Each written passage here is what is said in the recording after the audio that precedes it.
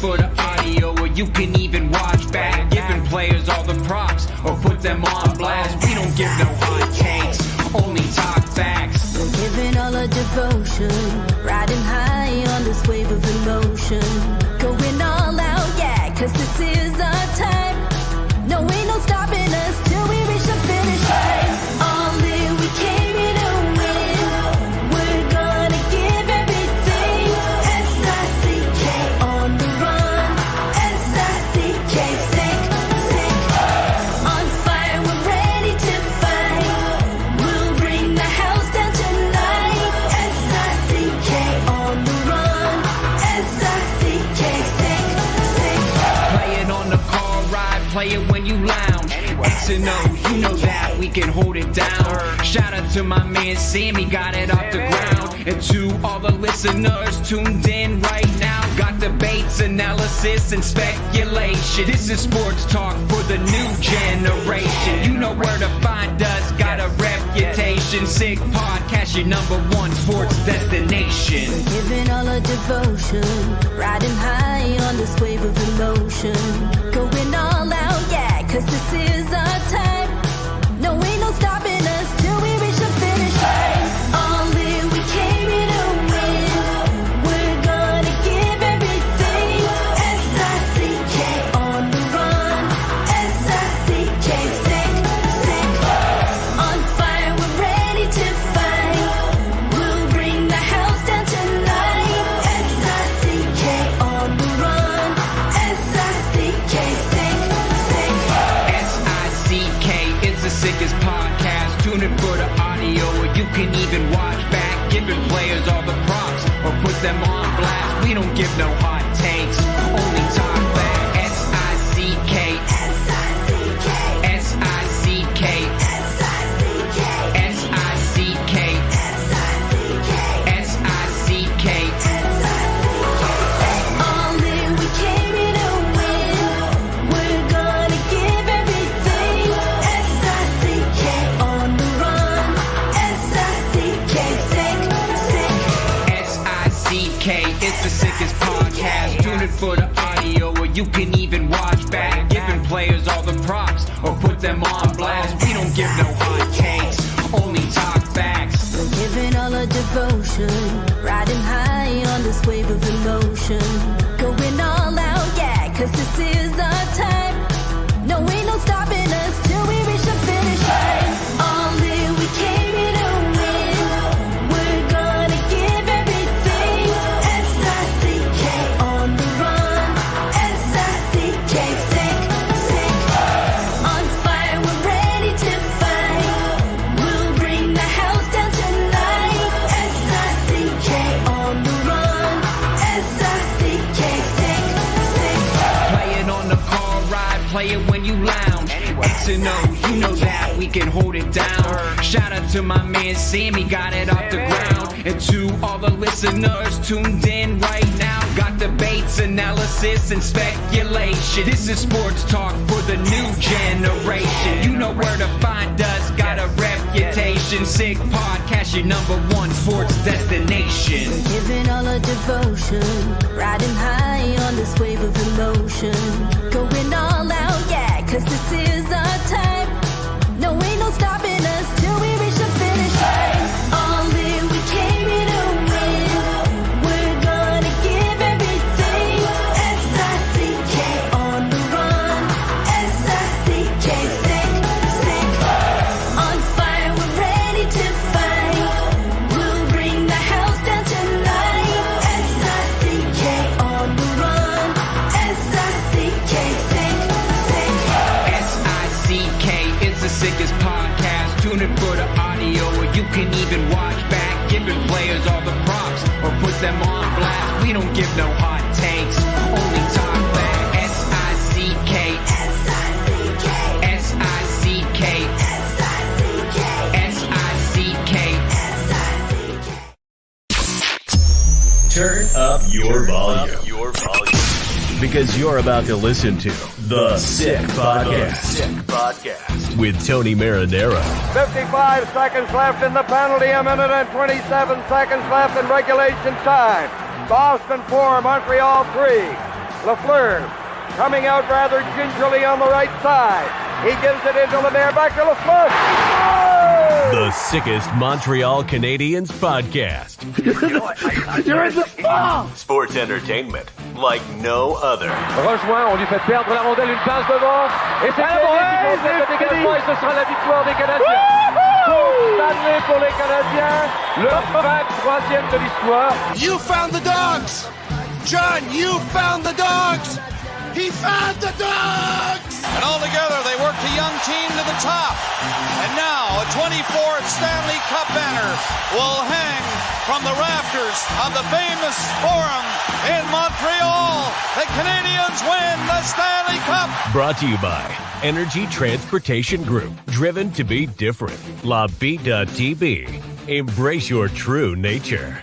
And Playground, your premier gaming destination. It's gonna be sick. Marinaro, the Sick Podcast on this Tuesday, October 17. How is everyone doing tonight? The Montreal Canadiens aren't doing too good, and neither are the coaches who coach the special teams, because the Montreal Canadiens gave up 2 shorthanded goals and 3 goals on the power play. Minnesota scored all 5 of their goals via special teams. Once again, scored 2 shorthanded and 3 on the power play. All 5. Minnesota wins by a score of 5-2 in what may be Marc-Andre Fleury's last game at the Bell Center, you would think. Unless, of course, these 2 teams face each other in the playoffs. And the way the Montreal Canadiens are going, 1 win, 1 loss, 1 OT loss. They've given up 12 goals in 3 games. Their special teams is a disaster. They've lost Kirby Dach for the entire season. And tonight, with less than 4 minutes to go in period number 2, Caden Gooley left the game and never returned. The Sick Podcast is brought to you in part by Energy Transportation Group, a leading full-service logistics provider serving all of North America. They are driven to be different. Also, these guys here, brewed in Quebec, a winner of a dozen international awards, Bittt Tibi offers quality microbrewery beers made with premium ingredients for everyone's taste. Bittt Tibi, embrace your true nature. And, of course, brought to you by Playground, who will soon be expanding with 2 new restaurants, 2 new lounges, an entertainment area, a brand new poker room, more machines, all with the same unmatched customer service you have come to expect from Greater Montreal's premier gaming destination, located just over the Mercier Bridge, only minutes from downtown Montreal Playground. And I can tell you from personal experience that if you've never been to Playground before, you have to go.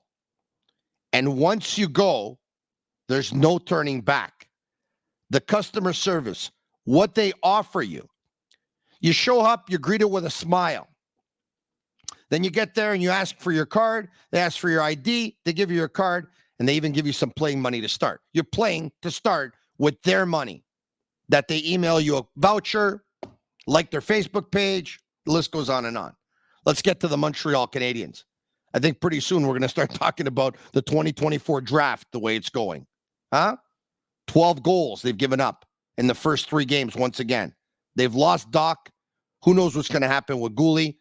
I have Agnello and Sammy at master control, and the lovely Juliana listening in. If they hear something coming from the Bell Center vis-a-vis Gooley, in regards to Gooley, they're going to let me know. Let's go to former NHLer Philippe Boucher, a regular on TVA Sport. Phil, how are you? Really good. Yourself? Very good. You know, I hate to be the guy who's going to start talking about the draft after 3 games. I mean, Jesus. I didn't Please want to no. do this, but listen, and we won't. Don't worry about it. Yeah. Mind you, I'm already starting to look at Celebrini and stuff like that and Google them. What a special teams nightmare.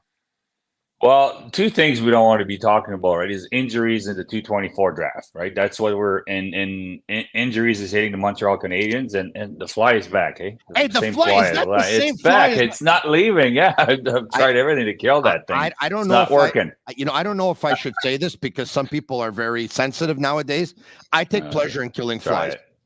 I do too. I can't Watch it. This is going to get me fired tomorrow because somebody's going to say, "Hey, he kills flies."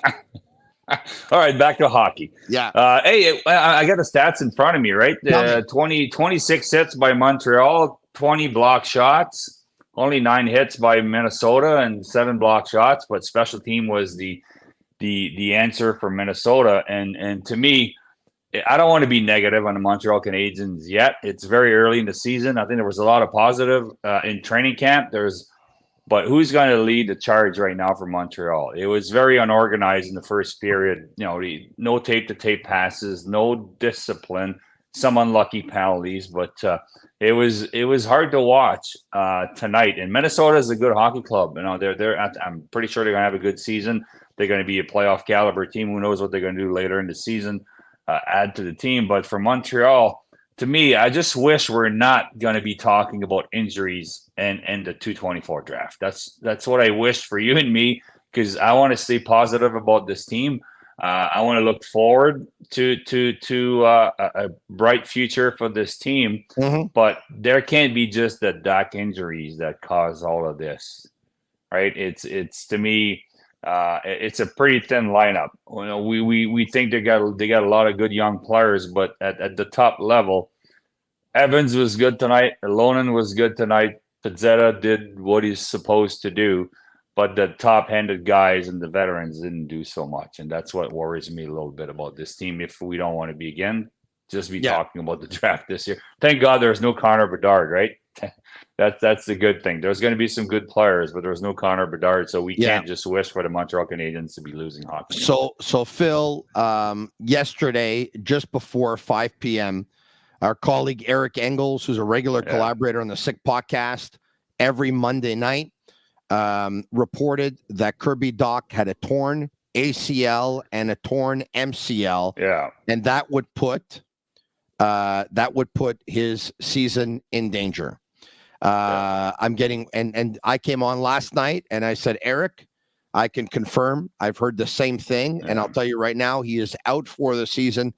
And Sammy is just telling me that it has been reported now, it's been confirmed that Kirby Dach is out for the season.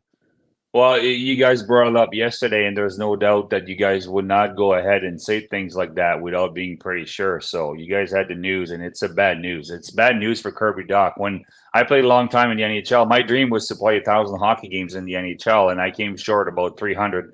And I've missed about 300 hockey games for injuries and different injuries, and I missed the full season. And when you see a young player like that, my heart goes out to him. It's tough. Like, you prepare. He had a really good camp. The Montreal Canadiens had a plan for him and Slavkovsky the day they got both of them to play together, to be a bigger duo with the Montreal Canadiens, to bring them sooner or later back to the playoffs. And that plan looked good to me anyway for a few weeks in training camp and early in the season. And it's going to be tough. He's been injured before. He knows what it takes to get back to be healthy. But what's next for him? That's what worries me. I've missed an entire season when I was younger, or right around 26, 27. It's hard to come back from those. Yeah. All right. Okay. So once again, it is now official. Yeah. It's official. Kirby Dach. And look, Marty St. Louis has to do what he has to do, right? He cannot. Yeah. He cannot go in there all down, all depressed. Oh no, we lost Kirby Dach. Our season is over. He's got to lead the pack, right? But for those who were doubting Kirby Dach's importance to the team and some of his line mates, like Juraj Slavkovsky, looked absolutely lost tonight.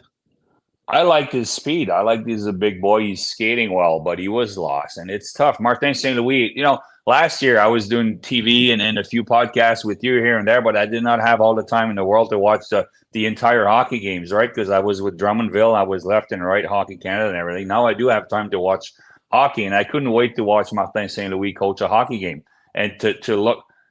The only thing I saw tonight was Martin St. Louis. I saw the top of his head. He was looking at the screen all night long, and it was a bad day for him because he knew obviously that Dach was out. If you knew it yesterday, Martin knew it, right? Of course. And if it's announced now, and then he's looking at his team, he's like, man, he's looking at the screen, he's looking at the penalties, looking at the undisciplined, he's looking at the no transition games. Like, holy, Oh, sorry, I was going to say a bad No, word. no, it's okay. Yeah, Can we say that on a podcast? Yeah, it's a podcast. Don't worry about it. I was going to say, holy shit. Yeah, That's why I yeah. I don't work for a radio dude. station. I'm going to have nobody slap my hands. There's not going to be no 7-second delay here. Anything goes. Okay. Phil. Thanks, bud. Okay. I'm going to get used to this then. No, but honestly, I felt bad for Martin tonight watching him. Like he has a few weapons. The weapons are very young. Like Caulfield, it's okay for him. Well, I wouldn't say struggle. He scored the first 2 games, and Suzuki is not, he's playing okay, but who's going to help him? Is it going to be the same year? And about back to injuries, like Doc, we know, right? We know now that it's very serious. Gooley, let's cross our fingers that it's not as serious. So you have your number 2 center, young center out, and the future number 1 D needs to be on the ice. Slavkovsky needs minutes. They need reps. They need to be on the ice. And to me, let's see. Doc is obviously very serious, but last year we went through, hey, you're injured, stay out of the lineup. You're injured, get surgery now. Back in the days, and I think still now on teams that want to be championship teams, you stay on the ice at all costs, right? And then what about the culture that we did last year? Obviously, Doc is serious. Caulfield was serious last year. Jack-Eye, they got surgeries, but you need, if you can stay on the ice, you need to stay on the ice. You need to do everything you can to win. Suzuki did it against Chicago the other night. I loved it when I saw him block a shot late in the period or late in the third. That's what you need to start being a winning team, a contending team. Like we see it in Ottawa. Kachuk is fighting. They're blocking shots. They're playing hard. And let's hope they stay as healthy as they can. Let's hope the young players get as many reps as they can. They're going to have some tough nights like tonight. They're going to have some better nights. Montembeault wasn't extremely good tonight, but he was left all alone most of the night. But it's a little bit worrisome. I want to stay positive, but it's a little bit worse. No, I hear you. Tonight. Upper body injury for Caden Gooley, who left the game with about less than 4 minutes to go in period number 2, has been confirmed by the team. So an upper body injury. We obviously don't know the extent of it. But stay tuned, as they say. All right, okay. And sometimes it's bad luck too. Like the Doc injury looked like nothing. If you think about it, it really looked like nothing, and then he's out for the season. And Gooley, they showed what they thought on TV was the injury, but we don't know. Like we didn't. I didn't see much on that, so let's hope it's not serious. Yeah, that fly's making me nervous, by the way. I feel like reaching over the screen and killing it. All right, okay. Like Jared Tenorti. All right, okay. Why don't we, do we have the lines, Agnello and Sammy and Master Control? If we can bring them up, I'd love to get to that, okay? Suzuki with Caulfield, and as Raphael R.V. Pinard told members of the media yesterday, he would be the right winger on that line. Mm-hmm. Newhook with Slavkovsky on his right and Pearson on his left. Yeah, mind you, I got to tell you that even though Harvey Pinard was supposed to be on the right side, he lined up on the left side and Caulfield on the right side, and they were interchanging a lot. Caulfield usually likes to line up on the left side on the power play, but he was doing a lot of on the right side tonight in the game. Anyway, Monahan with Gallagher and Anderson, Evans, Yolonen, Pizzetta, Matheson, Savard, Gooley, Kovacevic, Jack-Eye, Harris, and Montembeault in goal. My question to you is, I think we assumed that Anderson was going to go down to play with Newhook and Slavkovsky. Instead, he played with Monahan and Gallagher. What's your read into that? Well, Pearson played okay. He's got a good shot. Maybe they want to get some offense out of that line. Not easy for Monahan because Gallagher is struggling, and Anderson, in the first period when I said there was no transition, no nothing, he's coming in. He's taking a bad penalty early in the period. Then he comes in and he dumps the puck right into D's face. It's very hard. I thought Anderson would be like when they got Armia. I thought that was a big body that could help the team. No, we got the answer on that. He's playing Laval. Anderson, I think he can bring a lot more, but I felt bad for Monahan watching the game tonight with Gallagher that's struggling a little bit, and Anderson that has a hard time to move the puck. He's on the first power play. I don't know. I'm not sure why they did that, but I don't feel like they think that Anderson can bring some offense to the team, so they rather put him on the third line. But that third line wasn't very effective, and none of the lines were effective at all. I like Hervé Pinard in the first line. I like I'm on GC just like you every day, right? And what I said is that until proven wrong, I think there are some really smart people that are running the Montreal Canadiens right now. They might be a little thin on talent and options and free agents that want to come to Montreal, but they have a plan. They thought about it all summer long, and the idea was to keep Harvey Pinard, to me, on the fourth line, no pressure at all. Keep Anderson happy in training camp. Put him on the first line. So your veteran is happy. Allen is starting the first game. He's very happy. Everybody is happy in training camp. And then after that, it goes on how you play. Harvey Pinard was very, very, very effective in the first two games. It belongs there, but I think it's going to be a revolving door on all those lines. I agree. Whoever plays best. Hey, I wouldn't be surprised to see Alonen on that first line sooner or later. He was good tonight. Is that the future of the Montreal Canadiens? No, we're just talking between us here, and the people are listening. But it's going to be a revolving door. And you need to find good match. Hey, we think Suzuki and Caulfield are. I think everybody thinks it's a great duo, and that's something you need to build on. But maybe somewhere down the line, they're not going to start a game together because they're going to have to look at other options. So let's hope he doesn't get there. Let's hope Montreal stays healthy. Hey, let's especially hope that Harvey Pinard can be up to par and be on the first line. I know the kid personally, and I watched him play in junior, and we all wish him well. But some night it's going to work, some night it won't. And I think he's a compliment to those players. The problem is, I think we had a duo on the first line. We had an upcoming duo with Doc and Slavkovsky that needed a compliment. Now, where do we go? I like Newhook. He's played good for Montreal so far. But is he the answer?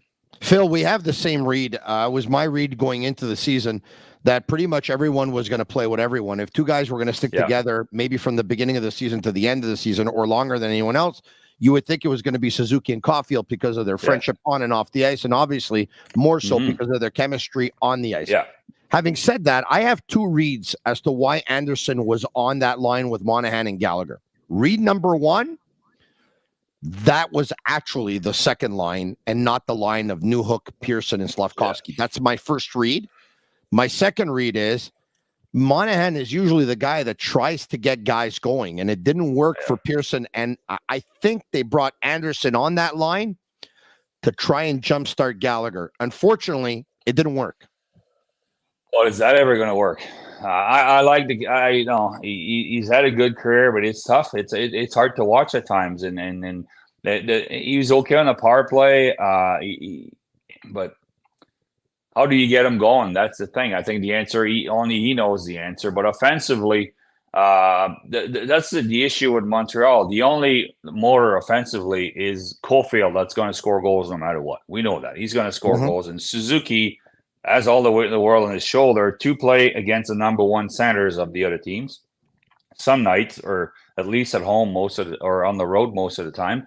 And then is Monahan going to help him? Who's going to take the load off of his shoulders offensively, and who's going to lead the way defensively or within the decor to make that team produce offensively? It's such a transition game now in the NHL, and I like the decor in Montreal, and we're going to like that decor in 4 years, 3-4 years. There's some talent coming up. There's some talent within the team. Let's hope, like Gooley, let's hope he stays on the ice, but at the moment, who can be the motor offensively for the Montreal Canadiens? It's tough, and especially if you give up 3, 4, 5, 6 goals a night. They're not going to score 7. That's not going to happen. It's going to happen once this year, and that's about it. By the way, I don't know if Michael Matheson's 100%. We know that he was hurt during camp, but this, the way he finished the season last year, man, he looked like one of the best defensemen in the National Hockey League. And maybe he was playing over his head. Maybe he was. But I think he's better than what he's showing right now. Okay, let's get to the first couple of goals for Minnesota. And Hartman takes a tripping penalty. And so the Montreal Canadiens go on the power play. And in a span of, I don't know what it was here. I'm going to try and get to it. But in a span of 25 seconds, Duhaime and Dewar score for Minnesota. And the way the goals happened, I mean, first of all, Duhaime, it's on a counter. Yes, the defenseman gave too much room, but that shot that goes under Montembeault's arm and through him, do we agree that cannot go in? No, that's because Montembeault made a couple big saves before that. By the way, I thought he was sharp early, and I guess it was 10-2 of the shots. I think halfway through before those happens, and then no, that's not a good goal. That's not. You should not give up a 2-on-1 anyway on the PK. And then after that, I like Jack-Eye. Honestly, I think if one guy has a chair on this team, it's him, and it's a 5th or 6th D to me. And if Montreal, when I said in 3 or 4 years are going to be really good, he's going to be 5th or 6th D to me, unless maybe he can be better than I think, but he would definitely have a role on a Stanley Cup contending team as a 5th or 6th D. But can he run a power play? Right? Should we put the pressure on him to run the second power play? He didn't really look good on the sequence of that second goal. You know who was on the ice? You know who was on the ice, Phil? Him, Gallagher, and Pearson on that power play. And I know Pearson's got a couple of goals, but is that NHL level power play between us? Like I want to stay positive, but Anderson on the first power play, Pearson on the second, Jack-Eye could be. Honestly, I like him. I like him a lot. I wish we could took a little bit of pressure off of these guys. But how are we even in the short term? Or midterm, how are we going to take pressure off of them when we know Mayhew's going to come back and other guys, other young Ds are going to come in? It's going to be a tough process for Montreal to be a contending team, but I think that the right people are there behind the bench, the right people are there at the top. It's just gonna take a little bit more patience, I think, from the fans, because they seem like they were going to run out of patience early in the game. Until they got that first goal, but it's going to take some patience and anyway, I'm trying to stay positive. No, I know even if it wasn't very positive tonight, but it's very hard. It's very hard to do so when the goaltending was average, the D was no. I get okay. you. But sometimes no punch offensively, and the special teams are atrocious. Yeah. Sometimes when the reality is negative, you have to call it. It doesn't mean we're negative. It's because the reality is negative at that point. I want to talk to you about the power play. And obviously that was a comedy of errors. What happened with Pearson and Jack-Eye and then Dewar, everyone's swatting at the puck and it goes up and over Montembeault. Mm-hmm. Would you give guys like Suzuki and Caulfield more than a minute of the power play? And if so, on a good night, they're going to get it. I think on a good night they are. But when you go on the ice and you get scored on, you get moved, and then you get the second power play. You don't do that well. So they're going to get a minute and a half. Montreal is going to get to be a minute and a half. They don't have enough depth on this roster to not be. Most teams are. And when I played the power play, sometimes I wasn't on it. Sometimes I was the last 20 seconds. And when I got to be on the first power play, most of the time I stayed 2 minutes. Because when the power play is clicking and you do have the one unit, it's fun to be on. It's going to click they're very predictable. That's the thing. They're very predictable. We know it's going to go to Suzuki. I like Madison on top of the power play. He can be a good guy to move the puck left and right, shoot at the net, but he's not really a threat. And we know the scoring threat is basically Caulfield. So they're very predictable right now. All right. Okay. So, those are the two shorthanded goals for the Minnesota Wild. And then that's how period number 1 ends. You get to the second period and Slavkovsky takes a tripping call, which is a bad penalty. Yeah. 36 seconds later, Gouli takes a slashing call. To the 5-on-3, the Minnesota Wild go. Zuccarello to Eriksson Ek, who takes 2 stabs at it. Yeah. It's 3-0 for Minnesota. Pearson gets one back, blocking a shot. Taking off. Good for him, by the way. Good hustle. Yeah. Going for it. Quick wrister, glove side, makes it 3-1. Pezzetta had a couple of scraps in this game. He had one versus Duhaime in period number 2. He had another one versus Mermis after hitting Merrill in period number 3. But 4-1 before the second period is up. Slavkovsky takes another penalty, interference. Zuccarello to Kaprizov, a one-timer, 4-1 for Minnesota. And then in period number 3, Kaprizov with the stick handle with Pearson in the box to Eriksson Ek, whose long reach makes it 5-1.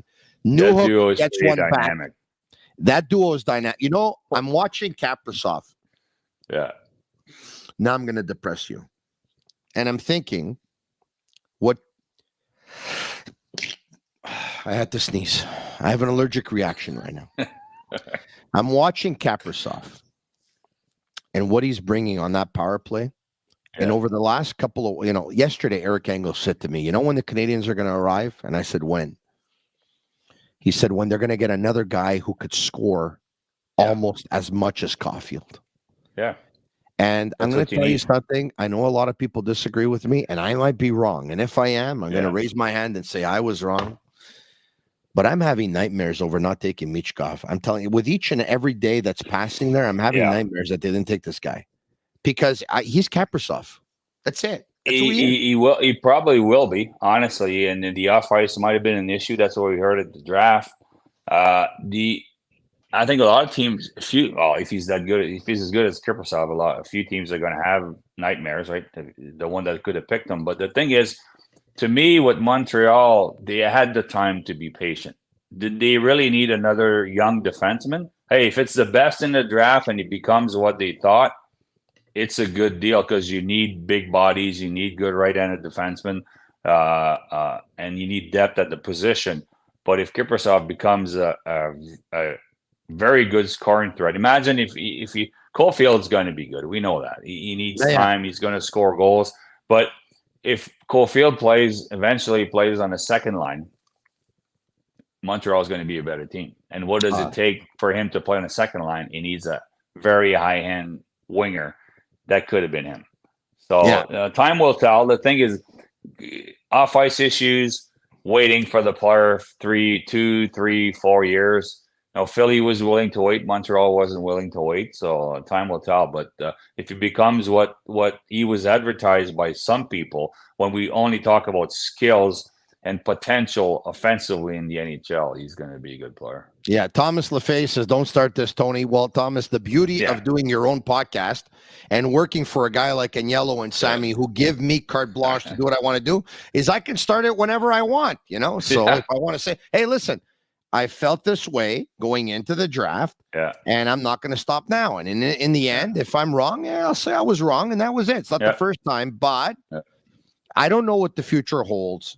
I don't have where Montreal might have went wrong is if you don't have many picks, don't take chances. But they had picks last year. It wasn't the greatest draft, but they had picks last year. They do have prospect coming in. They have picks in the future years. So maybe that's when you can take a chance. Maybe they should have. All right. Okay. So the Canadians lose by a score of 5-2. Samuel Montembeault dropped the ball. So Jake Allen got the first start. He dropped the ball. Samuel Montembeault did good enough and won the game on Saturday night. Tonight, in my opinion, he dropped the ball, giving up the first 2 goals, should not have gone in, and that's your hockey game right there. And then are you going to Primo? For the game, giving up 2 goals. My question is, do you go to Caden Primo on Saturday night? He can't be in the press box forever, Phil. No, but I think Allen deserves a little bit more respect. I'll just say that. I think Allen deserves a little bit more respect, so I would go with him. But Primo will need to be playing. You don't get better by practicing every day. You need to practice. You need the coaching of the NHL level, the traveling. But he's getting older now. He's traveled. He's been around. He knows the NHL. Obviously, his father played in the NHL forever. So he knows the lifestyle. He knows everything about it. He's going to need a chance.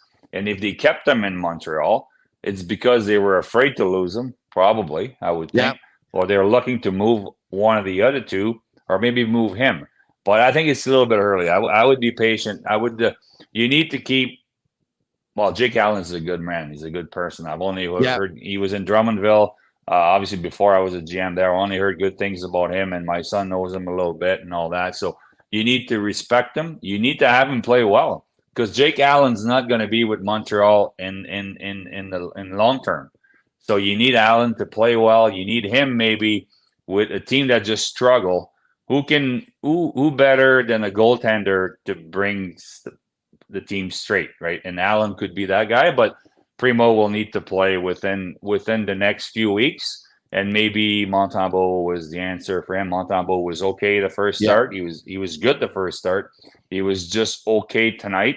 So there's your excuse to sit the younger guy and maybe to play Primo within a few weeks. There's an opportunity the week after that because they host Washington on Saturday. Okay. Yeah. And then on Monday, they're in Buffalo. That'll be their second game in 3 nights, travel included. Yeah. The following night, they host New Jersey. That'll be their third game in 4 nights. Yeah. And then 2 nights after that, they host Columbus. That'll be their 4th game in 6 nights. So the game after Washington, the week after, they have 4 games that week. And I guess that could be a good opportunity to see Primo. I wouldn't be surprised if he plays in Buffalo then on Monday night. I didn't study the schedule as much as you did, but honestly, there has to be a plan. They probably have a date circled already. That's the thing I don't like about goaltending is a lot of times with Carey Price, they did that, and with Marty Turco, they did that years ago in Dallas, and they know a month in advance the games they're going to play and they're not going to play. And then maybe sometimes the backup gets in and he plays a great game, so you give him another one. But they circle the calendar quite a bit with goalies with ahead of time with the starts they're going to get, and obviously if you keep 3, within if you don't know the exact date when you have a busy week like that, within 6, 7, 8 games or 10 games at the top max, you're going to play the guy. Just like Justin Barron on D. Now, if you keep Justin Barron in Montreal, now you might play because Goulie's always a young defenseman. Within a certain amount of games, you need to put him back in the lineup or send him back to Laval to have him play and bring someone else up. So those are decisions that only the teams knows. But when you decide to keep 3 goalies, they all need to play. What did you think of Newhook tonight at center? Marty St. Louis said, hey, he's played center before. This is the luxury we have. It's next man up. It's his turn. And he plays with Pearson and Slavkovsky. 16 minutes and 26 seconds. He gets that goal near the end of the game, of course. Caulfield intercepts a clear, gives it to David Savard, who made a great pass, by the way, to Newhook cross ice. Really good and a bang play. What did you think of his game overall? He's got skills. He can play. What I wish for him is that actually we had the 3 centers. Monahan. I like. Sometimes I wish Monahan was on the first line here and there. But with Suzuki, Doc, Monahan, then you move Newhook all around for a year in Montreal, and when Monahan leaves and Doc gets more experience, which he's not going to get at least on the ice this year for quite some time, and Suzuki, then you put Newhook as a 3rd line center next year, and you can be a better team. Now he's a 2nd line center, so maybe he's going to grow a little bit faster than I thought he could. I wish he would have been one of those guys in the revolving door. 1st line, 2nd line, 3rd line, you play well, you play power play. But without the depth, I think he's going to play a little bit more. And what a shot he had to beat Flower. And I don't know how much time we got, but we should talk about Flower a little bit. What a guy! What a career! What a person! I got to and I'm sure you. Have you ever said a bad word about Marc-Andre Fleury? I don't think anybody can, right? And when I was on GC tonight, that's what I was saying. I heard so many good things about him, about the man, the person, the teammate. And I can only confirm all of that when I played with him in 2008, 2009. I was only there from November to the end of the year. But what a person, what a hockey player. What 17 years in a row in the playoffs. That's crazy. Like, that's not going to be seen from any players at any position, I believe. Just playing 17 years nowadays is going to be special. And hats off to what Flower's done, and it was so nice to see him go. I wish he would have did a better job than say 3rd star Marc-Andre Fleury. I think he deserved a little bit better than that. First star. Sorry, first star. But I think he could have. Obviously, it's the Montreal Canadian announcer, but and then the fans were great, and I'm sure a lot of his buddies were standing up in his family. But a little story here. When I played in Pittsburgh, his father, Andre, and Max Talbot's father were there for the final against Detroit. And my son was about 11 years old at the time. And they took him, right? They took my son to every single game in Detroit. The last game, Game 7, the team flew everybody, the families, my mom, wives, and kids to the Game 7. But before that, to the other games, Mr. Fleury and Mr. Talbot took my son and took care of him, took him to the hotel, and they're in Mac's families and Marc-André's family. That's why he's such a great family person, a great teammate. Wow. He was raised well and from a good family. He's a good man, and let's hope we can see him play a little bit longer. I think he's very refreshing to his teammates first, but to the fans, to the hockey community, Yeah. let's hope No, we listen. see him play a little bit longer. You could take some stats, put them all together, and make a case that Marc-Andre Fleury is one of the best goaltenders to ever play in the history of the National Hockey League. And I'm not, I'm not saying he's number one. I'm not saying he's number two, and I'm not putting him in the top 5. But you can put together some stats that can make a real good case for him. All right, okay. I want to let everyone know that after my discussion here with Phil, I'm going to be taking calls. As a matter of fact, I think Phil will. We could take a couple of calls. Why not? 1-888-585-7425. 1-888-585-7425. Phil, with all due respect to Tanner Pearson, he was the best Montreal Canadiens forward tonight. He was the best Montreal Canadiens forward tonight. Was Tanner Pearson? Is that good? A good sign? He's a good veteran player. I don't mind him. I don't mind him on the third line to help younger guys, to be the left winger of New Hook on the third line, to help. I don't know if Jake Evans needs to be the third line center, but to see him, I agree with you. He was one of the best with Evans and Ilonen. He was one of the best players tonight. Good for Montreal, because who else would be playing right now in that role if he wasn't in Montreal? We all like Joshua Roy, but he needs time in the minors. I think so. And the younger guys need a little bit of breathing room with ice time and bigger bodies in the lineup. He's a good addition, but whenever you say, and I agree, and most people that watched the game tonight might agree that he was one of the best Montreal Canadiens, the outcome's not going to be all that good. Well, yeah. Look, Caulfield had quite a few shots for sure, but there was something missing there. He had a couple of close calls, but Suzuki didn't have it tonight. Suzuki hasn't had it since the start of the season. Really, I mean, it's 3 games don't make a season.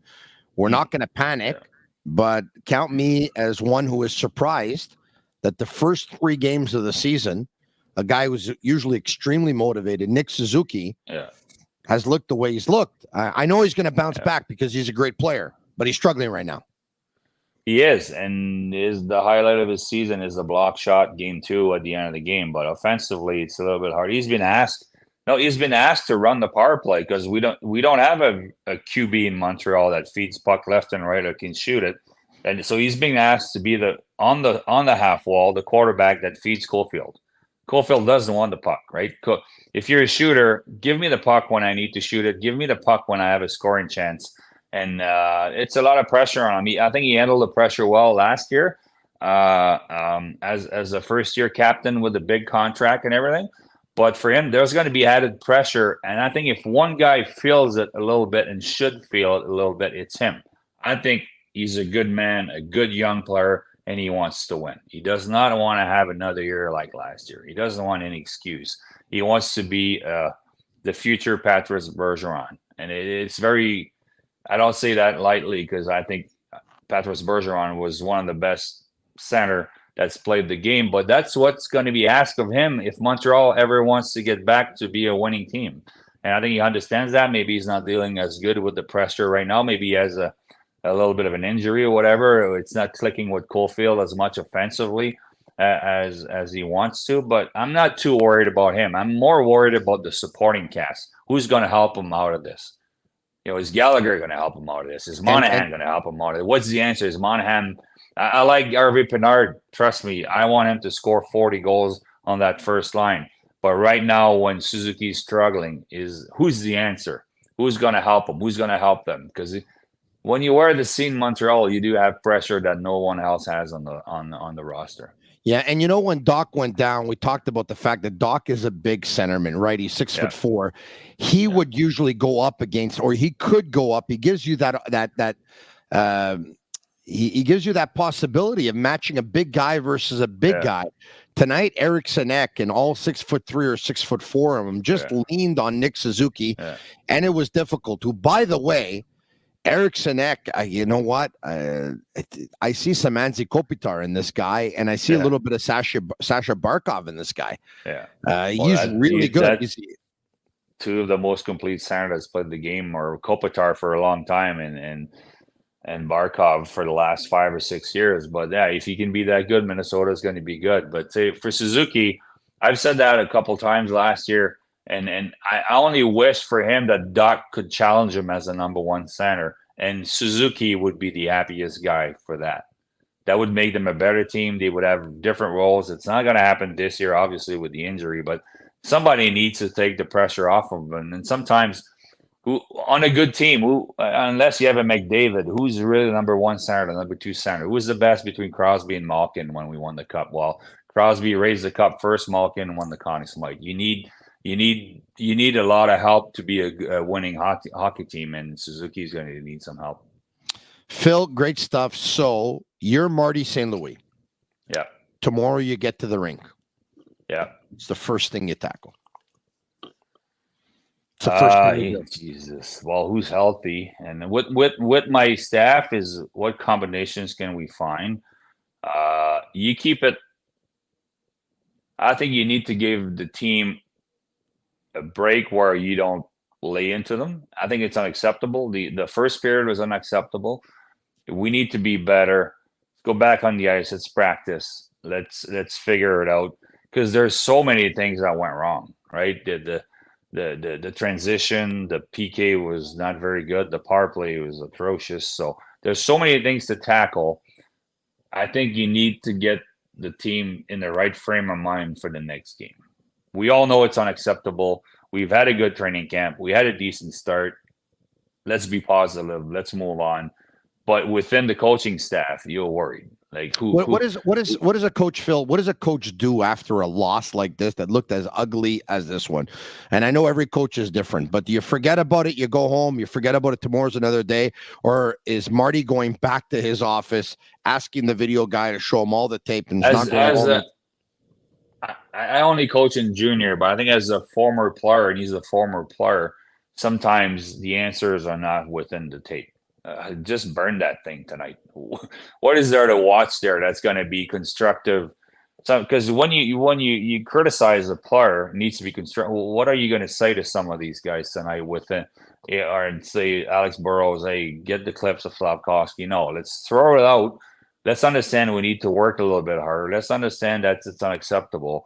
There's nothing positive, and it's early in the year. You don't want to lay into these guys, because especially if it's going to be another long year, they need to listen to them. They need to feel that it's going to be a good environment. So I wouldn't be too hard on them. Personally, I would just throw the tape away. I would be practicing. I would be on the ice tomorrow. I would be practicing. I would do a lot of puck moving. I would do a lot of feel good drills. I would do a lot of scoring drills for the forwards. Right? How can you make your forwards that are struggling? How can you make Suzuki feel good? Practice the power play 5-on-0. Don't practice 5-on-4. Practice 5-on-0. Make it easy. Make it easy for those guys. Make them feel good with the puck. But defensively, you need to work on the structure. You need to work on. I like the concept. I like letting the guys play, but defensively, you need to be better. And it's weird. It's weird. Defense on the power play defensively, you need to be better. It's not acceptable to give a 2-on-1 and to get scored on the power play. It's unacceptable the fumbling of the puck on that second goal within 25 seconds so they need to be more responsible defensively, but you can't. There's so many things to tackle right now. I would tackle the team spirit, how the players feel. What do we need to do to be better next game, to be accountable for each other, to the fans? That's what I would tackle. You know who's got to tackle it first? Marty himself. He looks down, man. He looks like a guy who's very, very distraught that Doc is hurt.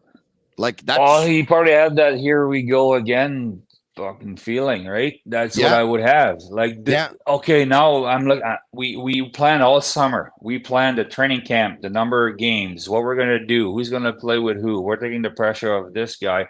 And then after game 2, or within early in game 2, here we go again. We lose one of our guy that we want to build with. So it's tough for a coach, because Marty doesn't want to be here for 5 years without making the playoffs.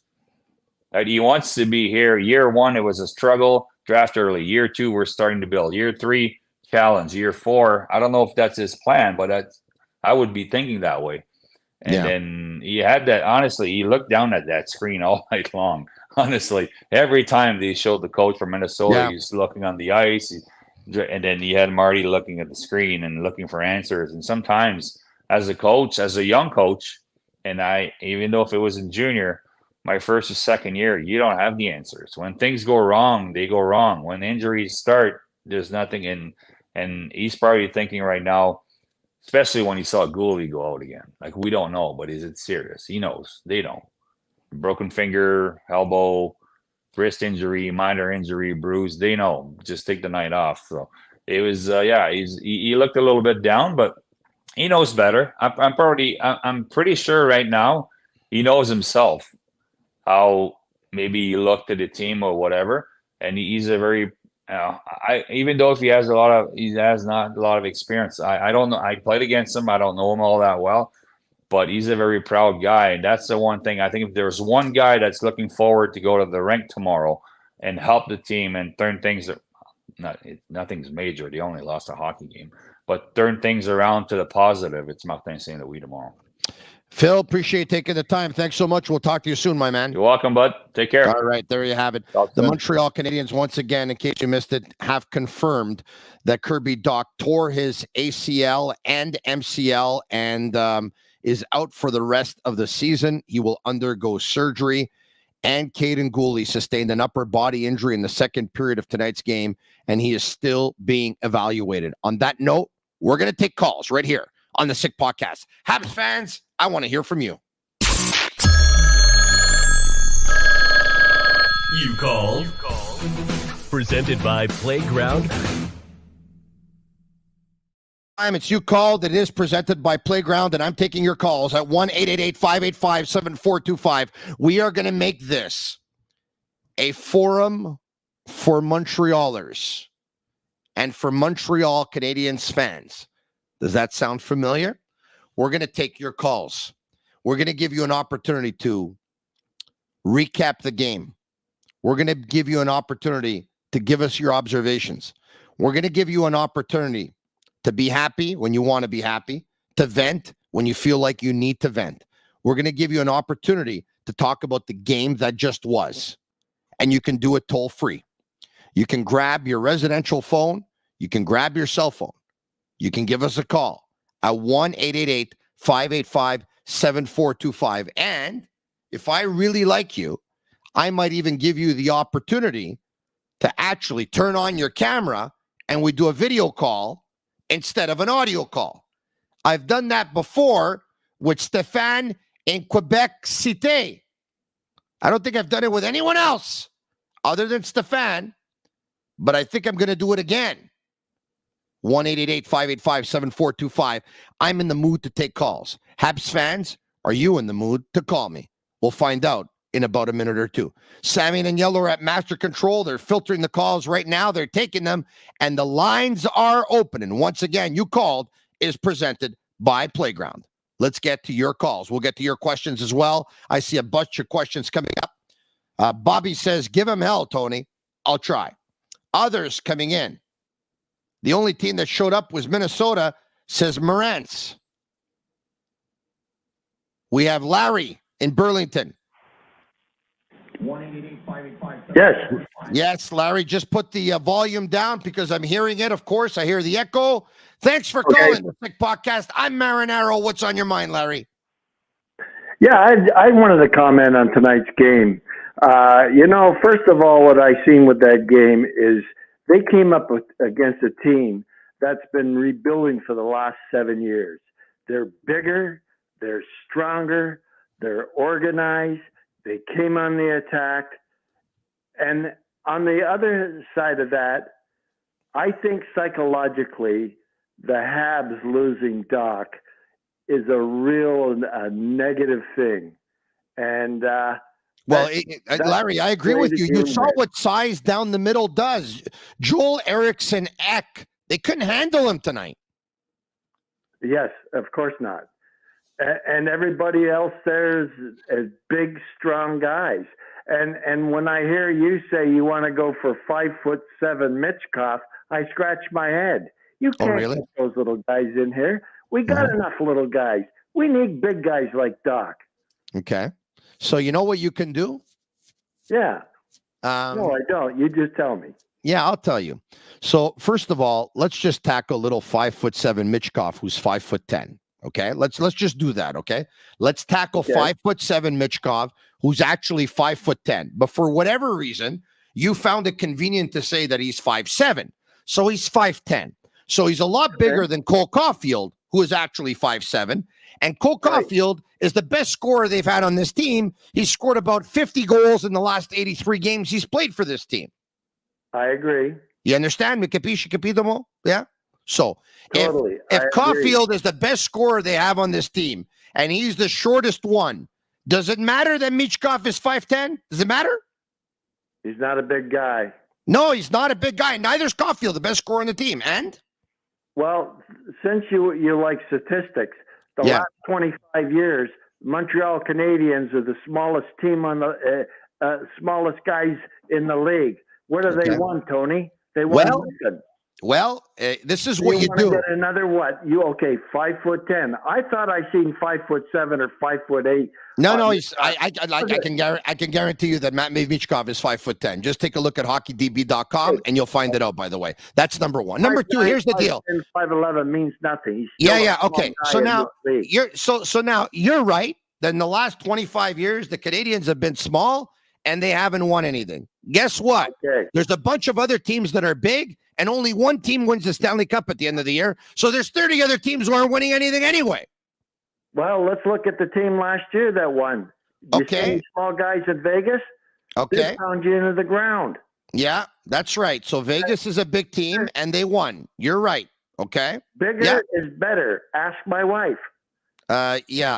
Probably not. All right, are we going to continue this conversation or what? So let me ask you this. You would have drafted Slafkovsky, correct? Yes. Yes, perfect. Okay, so we'll see at the end of the draft if Slafkovsky is the best player in that draft. And by the way, I hope he is. I really hope he is. But I have a feeling that Logan Cooley, whose height goes to Slafkovsky's kneecap, is a much more skilled player and is going to have a better NHL career. I hope I'm wrong. I hope you're right. But at one point, we got to revisit this conversation. I think Slafkovsky, first of all, his attitude is he's got a killer attitude. He's fantastic. I'm happy he's got a great attitude. That's great. 19, Tony. Yeah, okay. 19. I understand that. Yeah, you give that guy 2-3 years. Now, Cooley might be the better plader. I don't know. Who's the best forward? Who's the best forward? Who's the best forward? Who's the best forward in the history of the National Hockey League?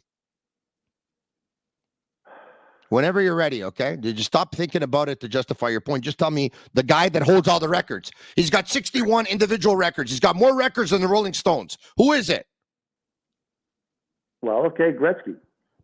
There was a lot of guys that were bigger than Wayne Gretzky, eh? A lot of guys.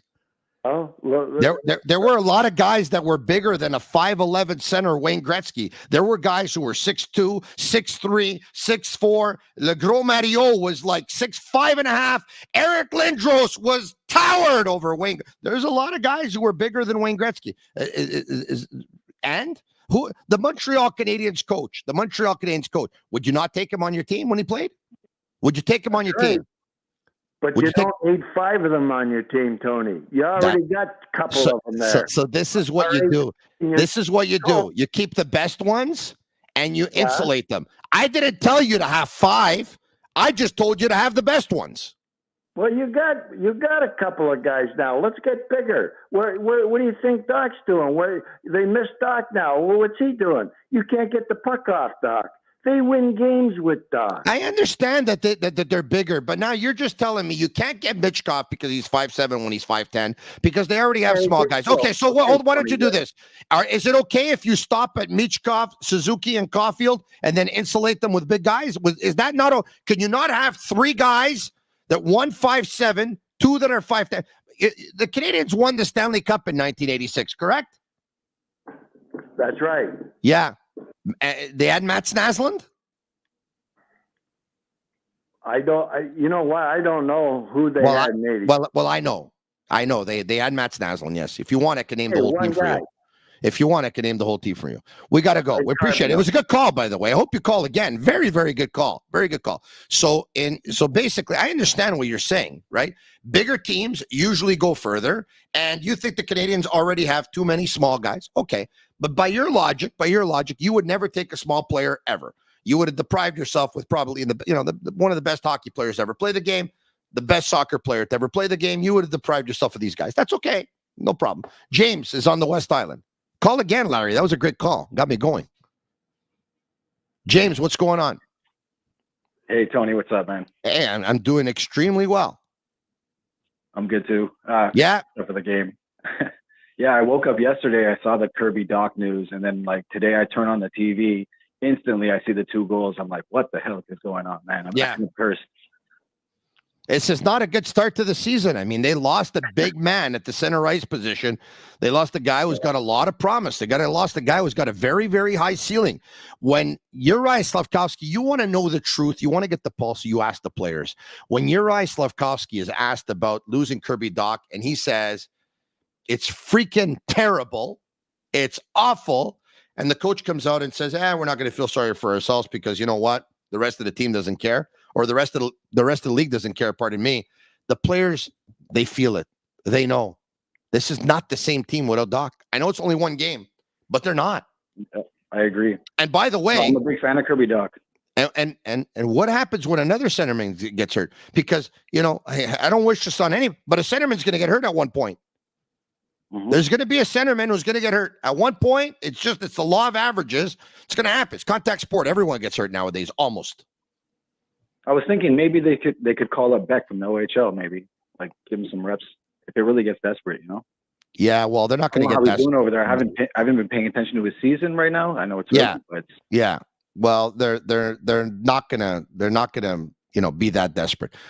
So what's on your mind? Other than that, what are you telling me here? What's going on? Yeah, I was just kind of disappointed about the Doc thing, and I think the team's really disappointed about it too. So I'm not blaming them too hard about tonight because I don't know. I guess the mood was kind of bad, ACL plus the knee tear, right? So yeah.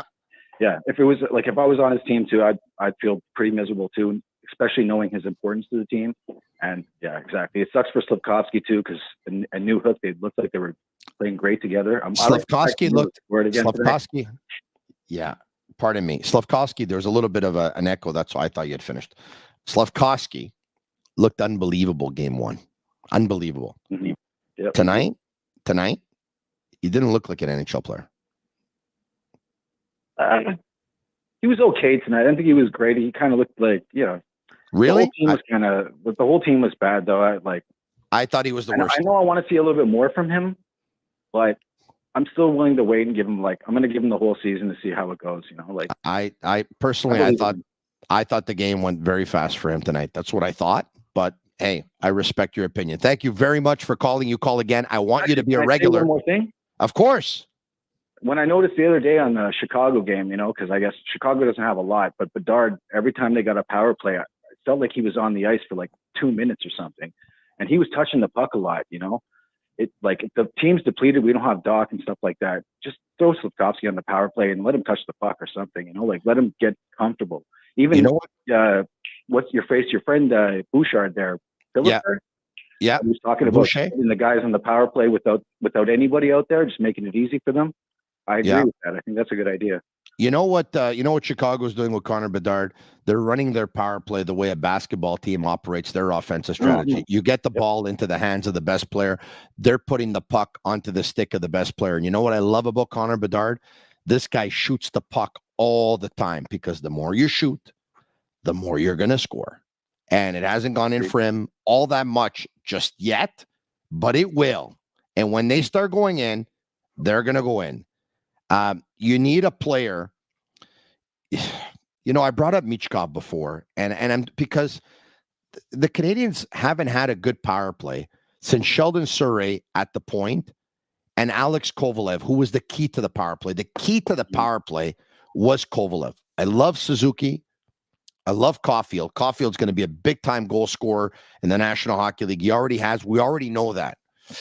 But a guy like Michkov on the power play we're talking dangerous with a capital D, big time, and it ends with a capital S.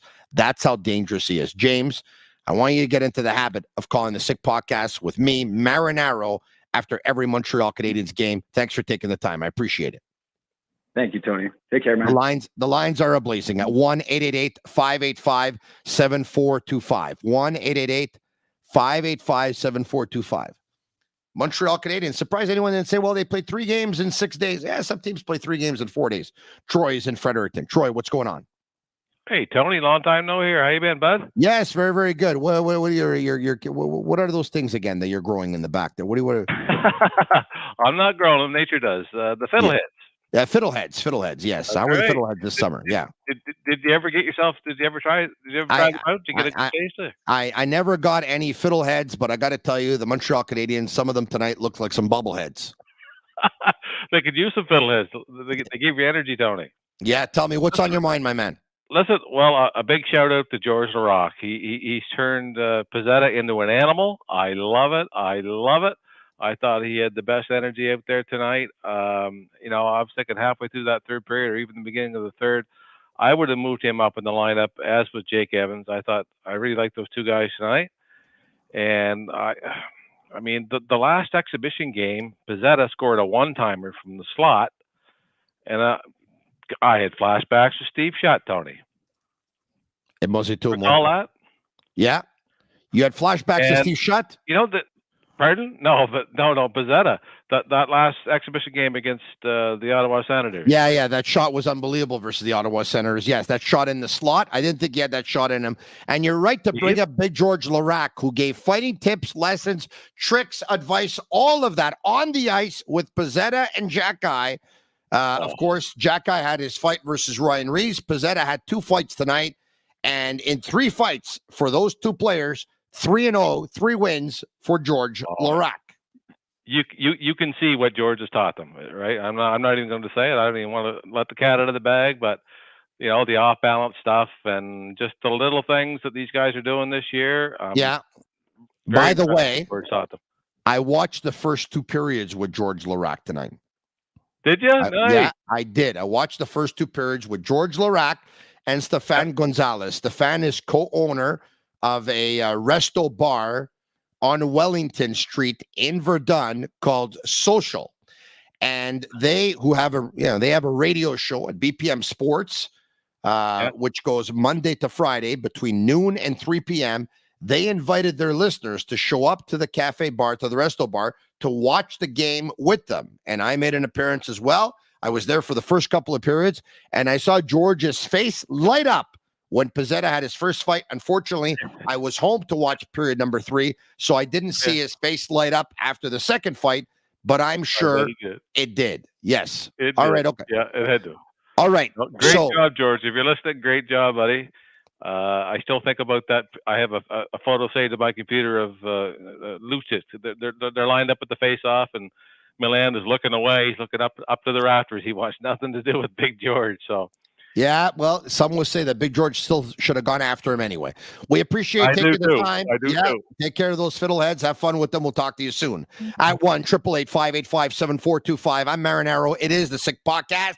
Let's go. Let's get to your calls. Where are we going exactly? Jerry in Longueuil. Jerry. Tony. Hey, comment ça va? Ça va bien. Mais oui, ça va bien. Hey, ça va bien, c'est sûr. Montembeau in nets. Raphael Harvey-Pinard on the first line.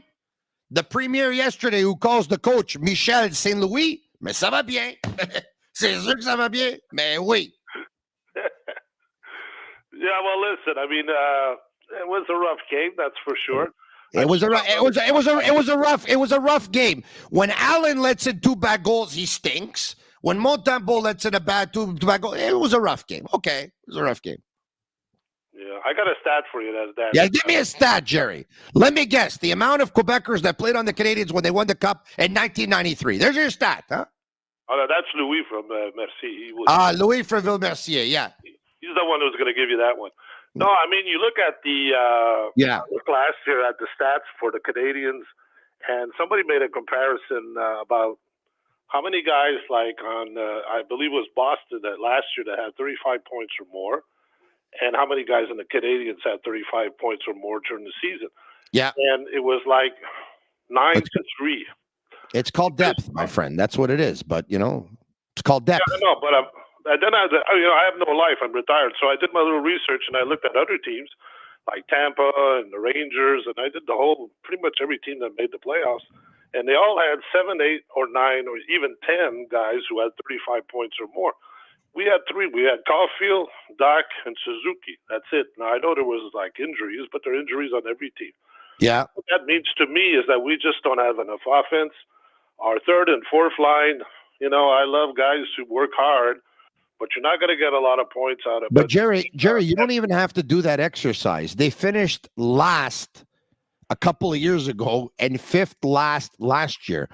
They're not a very good hockey team. If they would have players who would pick up points, they'd be better. They're not very good. They don't have a lot of depth.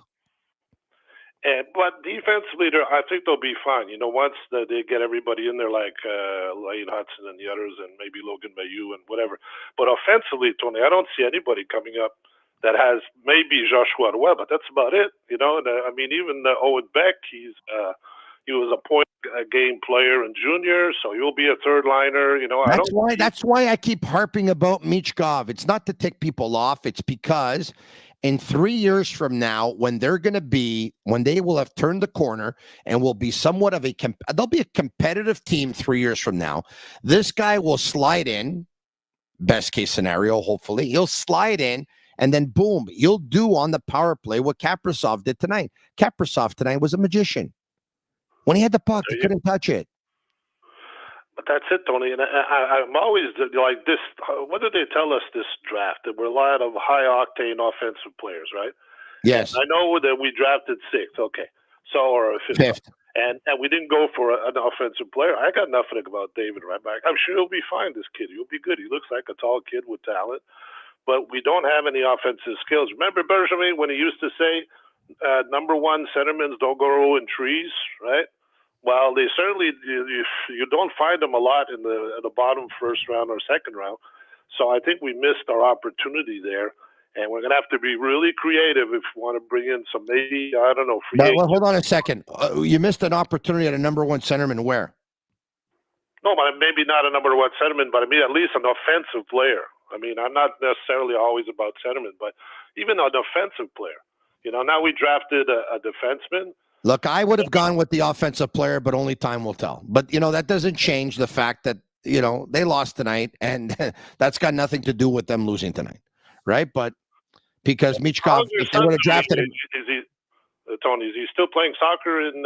Yes, he is in Portugal. He's doing very, very well. Thank you for asking me. I appreciate it, but we're going to have to talk about the Canadians because if we talk about my son, people are going to disconnect and they're going to get off, and I don't want them to do that. I hear you. I appreciate one thing about Martin Saint-Louis, we have to remember he's a rookie coach, and he brings a lot of energy and a new breath of fresh air that I like. But he also is, I think, learning and adapting, and we have to give time to him as well because some people are sort of dumping on him. But you know what, Jerry, they have a young team, and they're going to school every night. Marty St. Louis is a young coach, and he went to school tonight. Yep. Yeah. And because at one point, the shots were 12-2, and the Minnesota Wild looked like the Harlem Globetrotters, and the Canadians looked like the Washington Generals. We'll talk to you soon. Merci beaucoup, mon Jerry. All right, there you have it. 1-888. All right, attention à toi, là. 1-888-585-7425. 1-888-585-7425. I'm going overtime.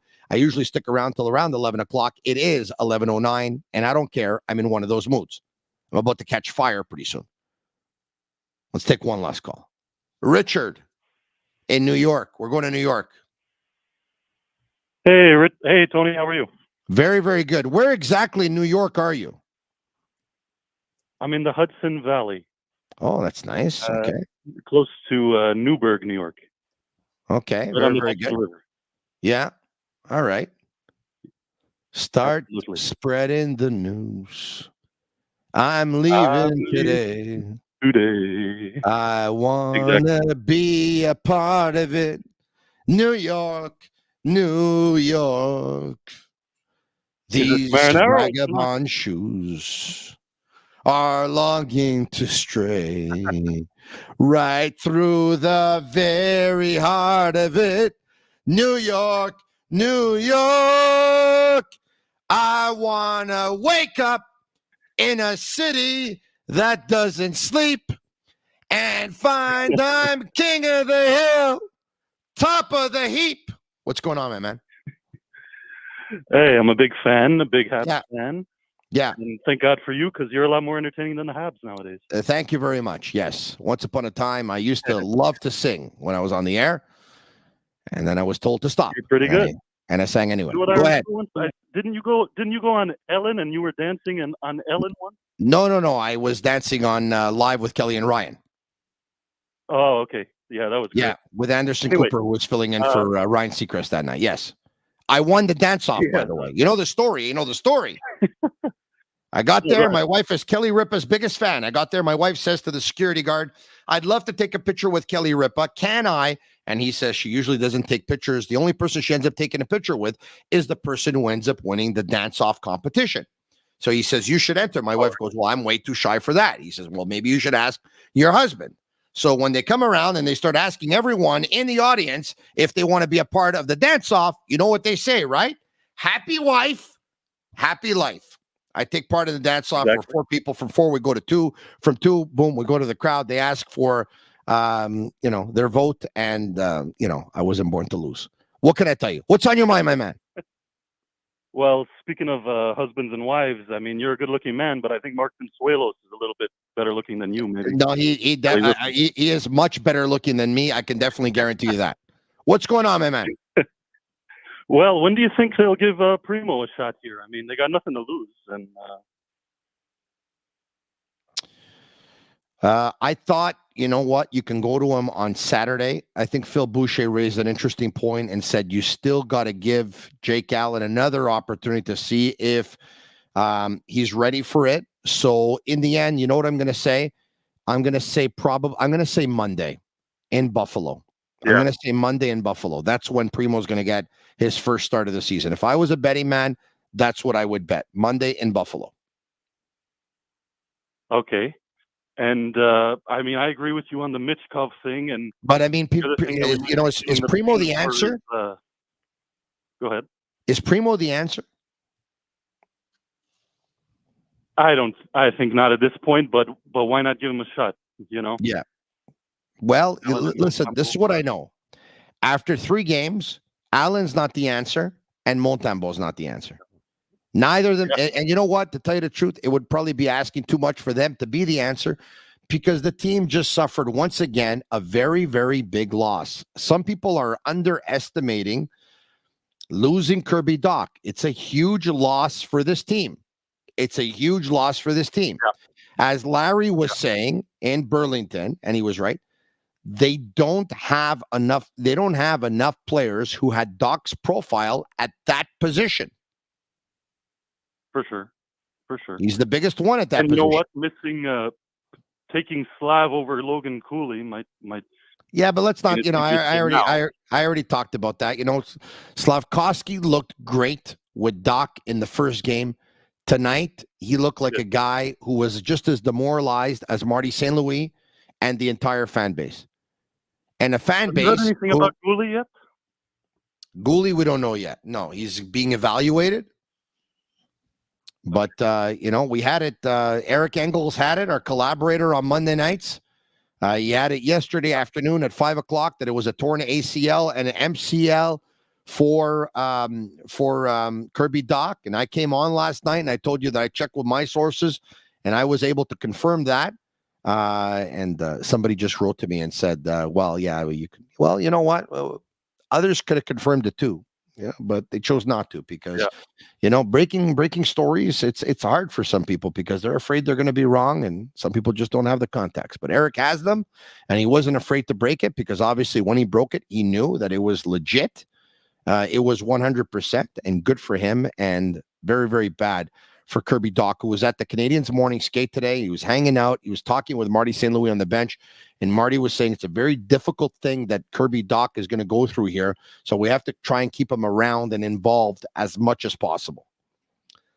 Somebody wrote back before saying that some soccer players don't recover from ACL injuries. Soccer is not hockey. I understand both of them are sports, but, soccer, you need your legs to run. In hockey, you need your legs to skate and glide your feet, but it's a little bit different. And in soccer, you need to kick that ball, and you don't have to kick a puck in hockey to score a goal. It's not a good injury. It's not. I mean, I wouldn't wish it on anyone, but you can come back from stuff like this. You can. A lot of players in the National Hockey League have had torn ACLs and torn MCLs. You can come back. Not that the science is better than ever. He's a young kid. Young kids, young athletes heal fast. He's a strong kid. They got a great team behind him. I'm sure he'll get operated by, among the best of the best. He'll recover. If you want to start comparing hockey and soccer, Roberto Baggio tore his ACL like 7 times. He went on to win the golden ball. Yeah. The Ballon d'Or. True. Yeah. Well, hey, Eric Engels is great, and you're great, Tony. You were right about Petrie. You were right about Caulfield. You've been right about so many things in the past. And thank you. I whatever appreciate reason, hopefully soon they'll be back in the playoffs, and we'll have some more positive things to talk about. Very nice of you to say. I think so, and I hope so. I really hope so. Why don't we end it on this? Andy Pants said, I had ACL reconstructive surgery in late May. I'm already jogging. Kirby Dach will be A-okay. Let's finish it on that. Amen. Thank you very much. And there you have Andy's text. There you go. All right. The IGA event, once again, before we break away, I want to remind you, I had a great time tonight. I met a lot of people who listen to the podcast and watch the podcast, and I'm going to have a great time this Saturday afternoon at 2 p.m. at IGA 5680, IGA Extra, that is, at 5680 Boulevard des Laurentides in Laval. I'm going to be there at 2 p.m. I'm going to stick around till around 4 p.m. A chance to meet you. We'll have some Bittt Tibi. There'll be some tasting of the Bittt Tibi. You're going to love it. I know you're going to end up leaving with some. We have some swag too. We had some T-shirts a couple of weeks ago when we were at the IG Extra and DDO. We had some caps that we gave away as well. Embarrassing to me, but some people came and said, "Can you sign this?" And I signed a few things. Took pictures with people who were at the event. We talked about the podcast. We talked about your favorite team, the Montreal Canadiens. We had a great time. You are the reason that I'm able to do what I do. I've said that before. I said that when I was working in radio for almost 20 years, and I've been podcasting for about 3 years, full-time for about 1.5 years, and I'm going to continue to say it until I hang up my microphone. If I didn't have you, I wasn't going to be employed, because if there's nobody listening, I'm not going to be employed. Nobody listening, nobody makes money, I'm not going to be employed. I'm employed because people listen. I'm employed because people watch. I'm employed here because people are engaged. They comment. They show up. It's a sick army. It's a sick community. You're the most loyal fan base I've had. You know what?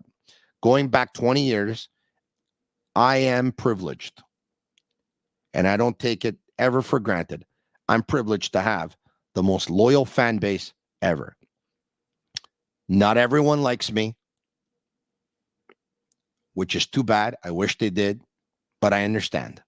I'm not everyone's cup of tea, which I wish I was, and it's too bad, but I understand.